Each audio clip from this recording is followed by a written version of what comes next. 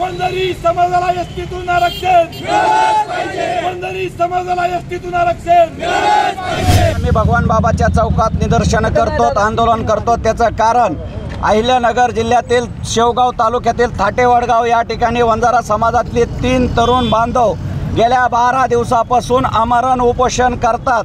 परंतु या ठिकाणचे राज्यकर्ते असो किंवा विरोधी पक्षनेते असो किंवा कोणतेही लोकप्रतिनिधी असो, आंदोलन करताना एका समूहाला वेगळी वागणूक आणि दुसऱ्या समूहाला वेगळी वागणूक देतात। त्याचं कारण असं आहे की आम्ही लोकशाही मार्गाने आणि शांततेच्या मार्गाने आंदोलन करतो आणि दुसरा समूह झुंबडशाहीच्या मार्गाने आंदोलन करतात, म्हणून त्यांनी वेगळी दखल घेतली जाते। त्यामुळं आम्ही आता या ठिकाणी एक प्राथमिक स्वरूपात हे आमचं आंदोलन चालू आहे। यापुढं महाराष्ट्र शासन आणि महाराष्ट्राच्या मुख्यमंत्र्याला विनंती करणार आहे की वंजारा समाजाला तुम्ही हैदराबाद गॅजेट लागू केलंय, मग एकाच समाजाला कसं हैदराबाद गॅजेट लागू केलंय? म्हणून आमची मागणी आहे, जर हैदराबाद गॅजेट लागूच करायचं असेल आणि केलंच असेल तर त्यानुसार वंजारा समाज देखील एसटीत गेला पाहिजे। आणि दुसरी मागणी आहे, वंजारी समाजाला एक स्वातंत्र्य महामंडळ मिळालं पाहिजे। आणि हे जर नाही झालं तर आम्हाला एक माहिती मिळाली की रात्री उपोषण मागे घेतलंय,